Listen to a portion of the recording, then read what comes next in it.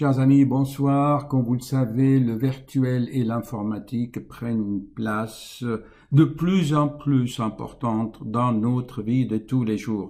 Ce soir, je vais vous présenter un petit reportage sur les hôpitaux virtuels. On les appelle aussi les SUMU-centres.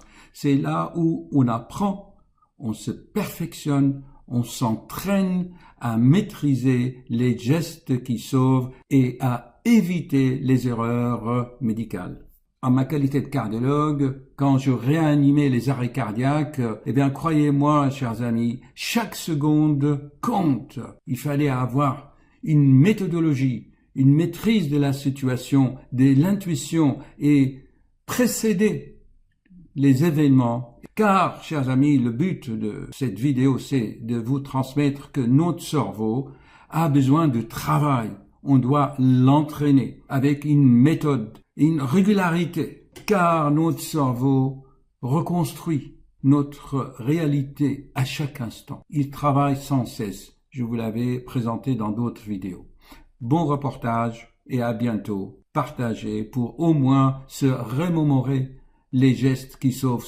Pour faire le massage cardiaque d'un enfant, appelez le 15 en cas de malaise. Merci, à bientôt, bonne soirée.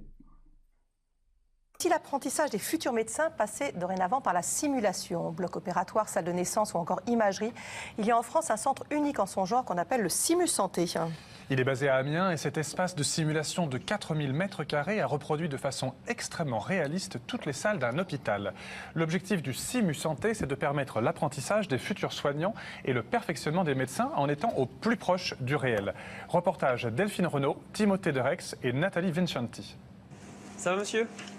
Bon, je vais injecter le produit là, du coup, hop, on y va, tac. Bon, Ce patient vient passer un scanner. Pour cet examen, le manipulateur radio lui injecte un produit de contraste à base d'iode. Une simple injection qui peut parfois se révéler dangereuse.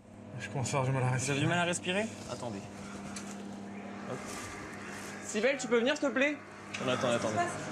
Je sais pas, monsieur, il se sent pas bien là. De toute façon, il va pas bien. J'appelle, vous voulez que j'appelle Ou appelez le médecin. J'appelle le 15 Ou le 15, ouais. Le 15. La situation s'aggrave. L'homme fait une réaction allergique à l'injection. Il a chaud et a très mal au ventre. J'ai les urgences, faut préparer l'adrénaline. Rapidement, les gestes de prise en charge s'enchaînent. Je vais m'en occuper, ceux qui allaient mettre l'oxygène si tu veux. Dans la salle d'examen, le stress des jeunes soignants est palpable. Ah, putain, je me suis coupé. Mais c'est pas grave. Sybelle, tu peux me dire quoi? Combien là? Elle est là, attention, j'arrive pas à la voir. 8-6, 8-6, attention. Qu'est-ce qui vous arrive? Je vous écoute. Bon, on a l'impression qu'il nous a fait un choc après l'injection du produit de contraste. D'accord. Là, c'est sa tension actuelle? Oui. D'accord. Vous vous sentez mieux, monsieur? Ouais, voilà, respiration. D'accord. On va s'arrêter là pour la simulation? Merci. Cette scène n'est pas la réalité, mais une mise en situation pour ses élèves en manipulation radio. Voilà, quand on en cumule, c'est toujours un peu stressant. Et puis bon, ça arrive pas souvent dans la vraie vie, quoi. Donc voilà, c'est bien de le faire en simulation, mais ça fait drôle quand même, on n'est pas spécialement habitué. Dans ce centre, toutes les prises en charge d'un hôpital peuvent être simulées. Pour ces étudiants, ces simulations sont des outils d'apprentissage. Savoir réagir aux imprévus, mais aussi analyser chaque geste pour gagner en efficacité. La simulation, ça va leur amener une sécurité, puisque c'est un contexte authentique, vous l'avez vu, hein, on est avec un vrai patient. Mais l'idée, c'est pour eux de comprendre et d'analyser ce qu'ils font, et c'est surtout de créer des schémas de pensée, si bien que si demain ils rencontrent une même situation, ils vont se souvenir qu'un jour, ils ont participé à une simulation, et du coup, la prise en charge va être facilitée, à la fois pour la sécurité du patient et pour leur propre sécurité. Tu peux y aller. À quelques salles de là, au bloc opératoire, commence une autre simulation très rare. Ici, pas d'étudiants mais des médecins aguerris qui s'entraînent à changer une valve aortique sur un mannequin avec une circulation extracorporelle. Mais le formateur ne va pas leur faciliter l'intervention. Je viens d'envoyer de l'air dans le circuit, ça peut arriver et on a une procédure justement pour pallier à cette problématique. Tiens, attention, tu prends de l'air sur la veine. Ah, ok, prise d'air sur la veine, je resserre ma veine. C'est un travail qui doit avoir lieu entre le chirurgien et le perfusionniste. C'est vraiment là-dessus aussi qu'on travaille, c'est sur les communications entre les deux intervenants. Sous l'œil des caméras, tous les gestes et comportements sont scrutés et aucune erreur n'échappe au formateur. C'est pas bien ça. En fait, le perfusionniste doit rester derrière sa pompe. Et là, il a voulu certainement régler son groupe thermique, il me semble. Mais il faut rester derrière sa pompe pour surveiller. OK ? On se fait un petit débriefing On vous emmène en salle de débriefing. Ça marche. Pour ces professionnels, ces simulations sont un outil de perfectionnement pour leur pratique quotidienne.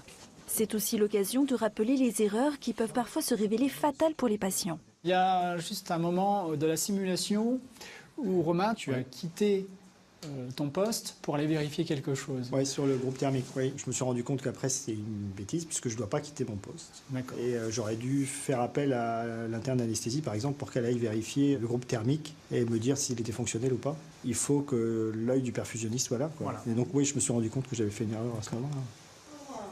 Madame Dupont. Madame Dupont. Madame Dupont, vous m'entendez? Scanner, bloc, maison de retraite, chaque lieu, appareil et objet sont réels pour être au plus proche du quotidien des participants.